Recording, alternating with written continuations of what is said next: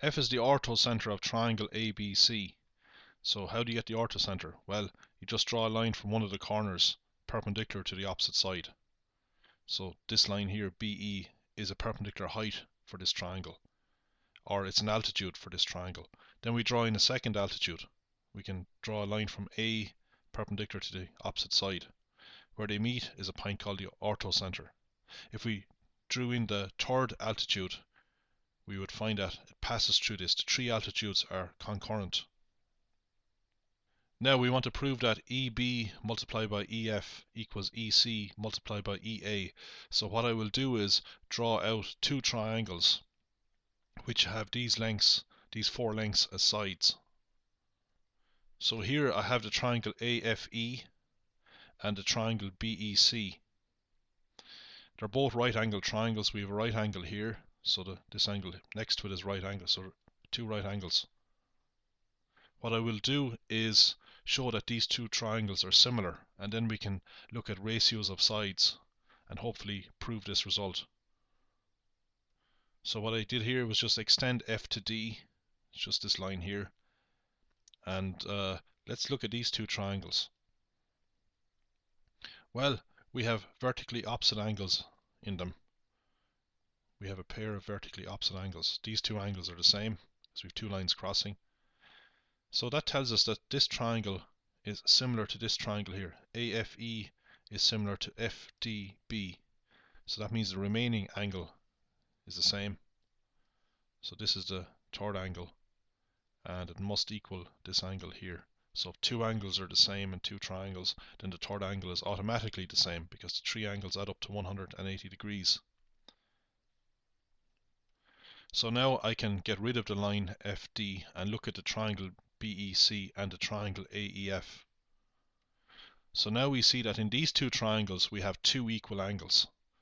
So that means that the third angle is automatically equal. So this angle here, I called it dot before, I'll call it Y now, must equal this angle here. The two triangles are similar because two angles are the same. All angles are the same. Now let's look at corresponding sides. So I've highlighted the sides that are opposite angle Y in both triangles. So I'll take the side in the large triangle, EB, and divide it by the corresponding side in the small triangle, which is EA. So it turns out that this ratio is the same for all sides of both triangles. So here I have another pair of corresponding sides. The side opposite angle X in the large triangle is EC, so I write that on top, and I divide it by its corresponding side in the small triangle, which is EF.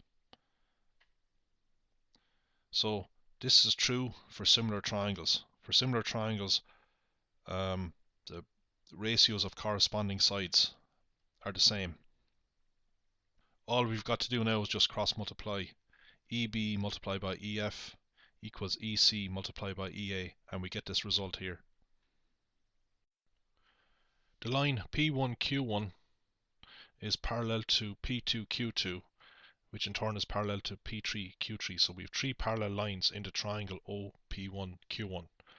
We also have that P2Q1 is parallel to P3Q2.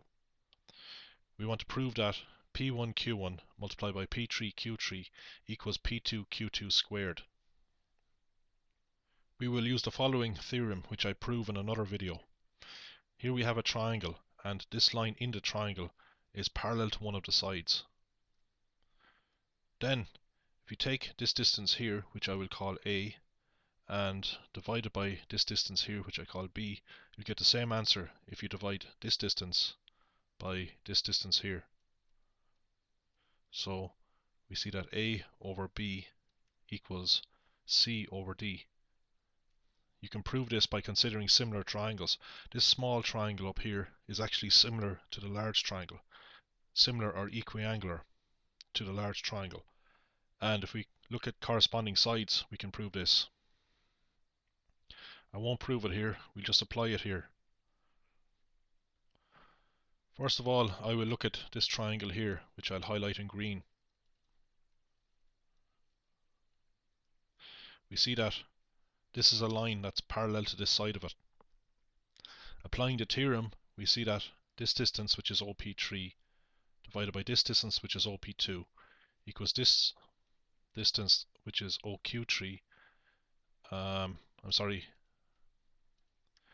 it's OQ2 divided by OQ1.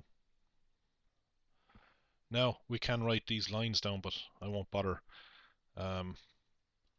It's understood that we're talking about the distances here. So OP3 means the distance of O to P3. So we don't have to bother with these. We know what we're talking about. Now let's look at the triangle OP1Q1 and this line here, which is parallel to this line. We see that OP2 over OP1 equals OQ2 over OQ1. So we're looking at this side here, which is parallel to this in the large triangle, the brown triangle. We can combine both of these because these are equal. So these two things are equal to the same thing, so they must be equal to each other. Now we need to bring in these distances here. Well, things like P2, Q2, P3, Q3, because that's what we have to prove. Quantities involving PQ. Well, P1, Q1, P2, Q2, and P3, Q3. We can extend this result here to look at the lengths of the parallel sides. A over B is actually equal to this distance here, which I'm calling E, divided by this distance F. If we look at OP2 over OP1 in the brown triangle, we will see that OP2 divided by OP1 is equal to this distance divided by this distance, just applying this result here. So it's equal to this distance P2, Q2, which corresponds to E in this diagram, divided by this distance here, which is P1, Q1. So now we're bringing in what we're the quantities in what we're trying to prove. So now that I've brought in P1, Q1 and P2, Q2, brought in these two quantities, how do I bring in P3, Q3? I need that. Well, if I go back to this ratio here, we see OP3 over OP2. Now I'm looking at this triangle here, this purple triangle. And I'm looking at this parallel side. So OP3 divided by OP2 will equal this distance. I'm sorry, I meant to say look at this triangle here, OP2, Q2, and this side here, which is parallel to this. This is how I bring in P3, Q3. And we see that OP3 divided by OP2, just following this here, A divided by B, equals this distance divided by this distance. That is this distance here, P3, Q3,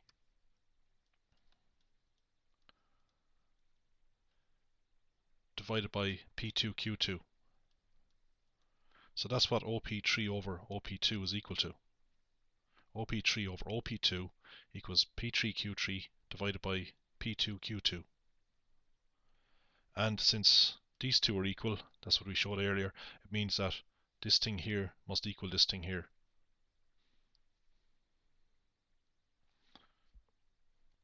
So this thing is equal to this here is equal to this, and we showed earlier that these two are equal, so this must equal this.